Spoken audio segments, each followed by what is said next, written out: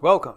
So this last video goes over the dermis and some of the accessory structures within it, but just to backtrack a little, remember the epithelia is resting on its basement membrane, and that basement membrane will be the connection to the underlying connective tissue of the dermis.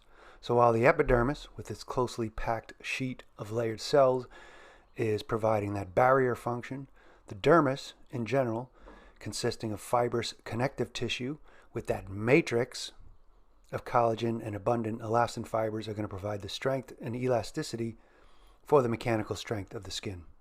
And importantly, the connective tissue's gel-like ground substance serves as a substrate for the diffusion of nutrients and waste to and from the epidermis and accessory structures like hair follicles and glands.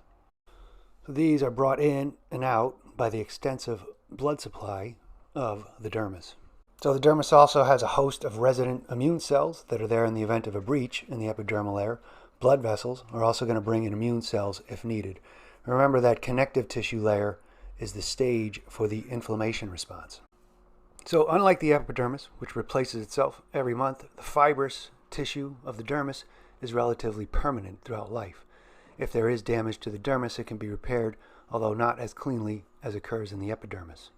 Mesenchymal stem cells there will become activated, produce more fibroblasts, which will affect the repair with newly formed collagen, but this often leads to scarring and deformities in the dermis.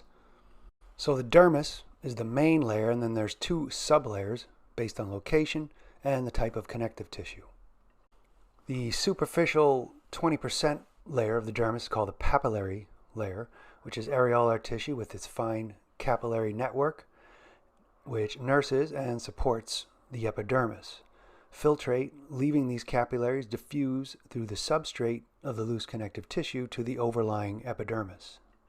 So the surface area between the papillary layer and overlying epidermis is greatly increased by the projections called the dermal papilla. And that is, it not only allows for more surface area for exchange of gases, nutrients, and waste products, but also strengthens the dermal-epidermal junction by allowing for more connection area.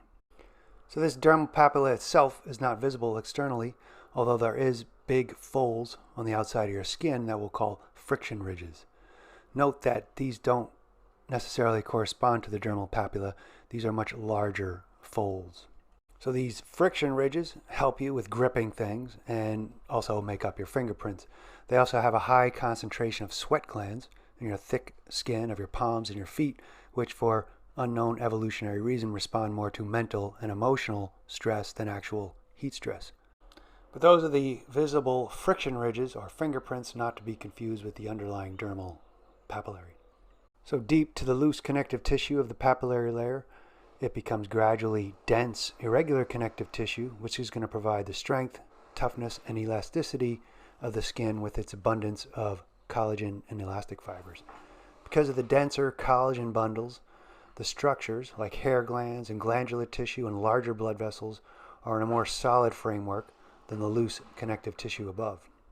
So although this is dense, irregular connective tissue, which provides multi-directional tensile strength, that is, resistance against pull, there is some order to the orientation of these collagen fiber bundles. The majority of the bundles of fibers in a particular patch of skin are going to orient in a common direction that are reflected in the body's cleavage lines, or sometimes called tension lines. These lines reflect normal tension placed on a particular area of skin. So these tension lines are well known and mapped out. Surgeons, whenever possible, will cut parallel to these tension lines to avoid scarring, because the incision can be made along the length of the collagen bundles rather than cutting them in half perpendicular. So again, that's all due to the orientation of collagen fiber bundles in the dermis in a particular direction.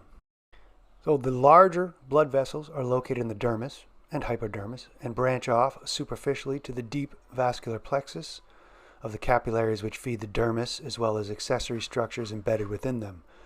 The blood supply to the entire dermis is extensive and is used to regulate body temperature. In short, blood flow toward the surface can be controlled such that if you need to release body heat, you can increase the amount of blood flow and the heat will dissipate off your skin. Alternatively, you can shunt the blood away from the surface of your skin and retain that warm blood closer to your core and your vital organs. So the dermis is that fibrous tissue providing strength and elasticity, and again is a stable component unlike your epidermis. This is why tattoos are injected into the dermis, where the ink will attract antibodies and will remain there for life, fixed, if it is done correctly. If the ink ends up in the epidermis, it'll only last about a month. On the other hand, if it was injected too deep, it would reach the layer under the dermis, the hypodermis. This is the adipose tissue, and the ink would spread around the fatty tissue and blur. So this brings us to the subcutaneous layer, not officially part of the skin, but where else are we going to talk about it? So this is the subcutaneous layer because it's below the cutaneous layer, and it's also known as the superficial fascia because it is superficial to the deep fascia surrounding the muscles, or it's called the hypodermis because it is directly under the dermis. It is composed mostly of adipose tissue, and the thickness of it varies depending on the location in the body as well as your gender, who store fat differently, as well as genetics, which predisposes people to store fat in different amounts and different locations. The adipose tissue, being relatively loose, allows a loose anchoring of the skin to the underlying fascia and other structures, which allows a fair bit of movement in between the skin and the fascia. And the main function may be to act as an insulation layer, preventing heat loss, as well as storing energy in the form of lipids. So that's your epidermis, your dermis, and your hypodermis in a brief overview of their function. So your integumentary system also includes the accessory structures important for the functions related to the skin. These include epidermal derivatives, such as hair, glands, and nails, and we'll also talk about sensory receptors here as well. As I mentioned before, the skin covering the surface of your body provides an interface with the immediate surroundings, informing you of things that are against or near your skin. I'm just going to mention two of these receptors, although there are other receptors and nerve endings responsible for detecting temperature, as well as pain and other types of touch. So keep these in mind when we discuss the somatic sensory division of the nervous system when we get to that subject. So for these two receptors, the receptor embedded close to the surface of the skin within the dermal papilla can detect faint pressures on the surface of your skin. These are called tactile corpuscles, otherwise known as Meissner's corpuscles. The other type of receptor is deeper within the epidermis, called lamellated corpuscles or Pacinian corpuscles. These receptors require deeper, more sustained pressure on the surface of your skin for it to be stimulated. So there's hundreds of both of these and other types of receptors all over your skin, and the higher density of receptors you have in a given area, the more sensitive you are to those particular types of touches. So those are sensory receptors, and then there's three accessory structures we'll talk about that are all related to the epidermal layer of the skin developmentally. We talked about this during development of glands, where epithelial cells grow inward into the dermis and form those exocrine or endocrine glands. These are how the sweat and sebaceous glands of the skin are going to develop, but also how hair follicles developed. Nails, too, are just a modified version of your skin.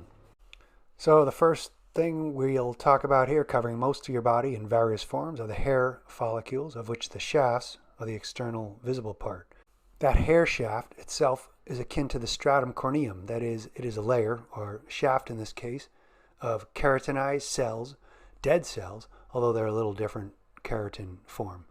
Hair in humans is a vestigial, useless structure, and the more highly evolved humans are therefore bald. Associated with the hair follicle are the erecti pilae muscles, which is a strip of smooth muscle which reacts to fright or coldness by contracting and pulling the hair upright. Another structure associated with the hair follicle are sebaceous glands, which secrete an oily substance which moisturizes your skin. It also has antibacterial properties. So these are holocrine glands, that is the entire cell that's filled with lipids, lyses, that is breaks down, and the entire cell with its contents are secreted into the duct and out through the hair follicle to the surface of the skin. So this is why that substrate is so oily, partially because of the cell membrane that's included. During puberty, these glands are highly active, and if the ducts become blocked, this causes an inflammation response, leading to things like pimples and blackheads. The other type of glands are sweat glands, and most of your sweat glands, the ones that occur all over your body, secrete a watery solution that's very important in thermal regulation, that is cooling the body as your sweat evaporates. Then there's another type of sweat gland localized to the smelly areas of your body, which are smelly because of the interaction between bacteria there and in the products of the so-called apocrine sweat glands. Two things of interest to note is that the secretion from these sweat glands are heavily influenced by the hormones testosterone and estrogen. The secretions also may include pheromones, which you could look up if you're interested or ask me in class.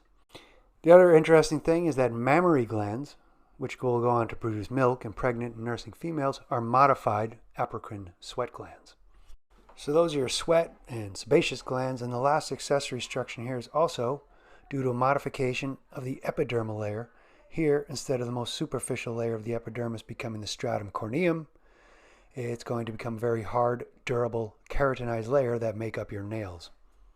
So that's it for the integumentary system, the structures of it, including the cutaneous membrane and the two main layers, as well as the sublayers, and then the accessory structures that are important in the function as well.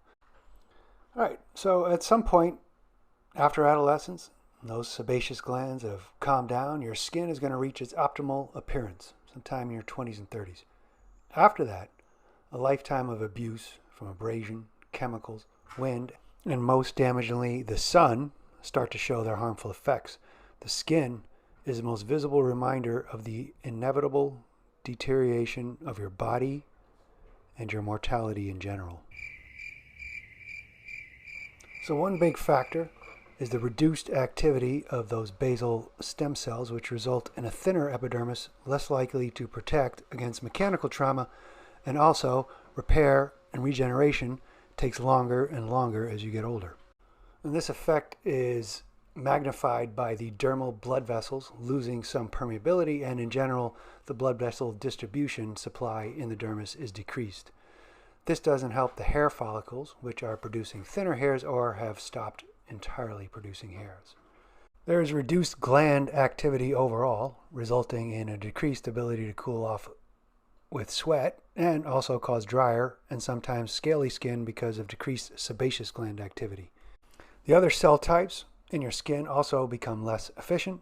An increase in melanocytes and melanocyte activity causes altered skin pigmentation, which is why hair becomes gray or white, but also leads to greater sensitivity to sun exposure.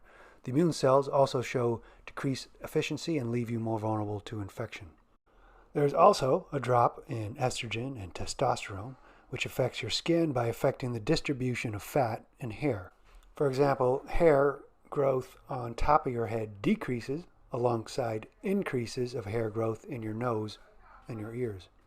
And the last big thing is the underlying and collagen and elastic fibers begin to break down or become less elastic, causing sagging and wrinkling. This kind of sagging is distinct from the creases developed over the years of making particular facial expressions like squinting or smiling, which causes things like laugh lines. So the intrinsic aging process happens to everyone to some extent, and you could sum up much of it based on slowdown of activity of those different types of cells providing these critical functions. And so there are obvious genetic differences that make people more or less susceptible to these effects than others, such as the type and amount of melanin and how naturally oily your skin is. So unlike bone and muscle, where you can proactively stem the tide a bit, with skin you really want to pick the right parents. Beyond that, the best thing you can do is be mindful of overexposure to the sun. So the aging process is a little like that loss of function experiment we did with the hypothetical skinless people in the beginning of this. So in thinking about the integumentary system, you can think about the different functions that these layers, sublayers, cells, and structures provide for you.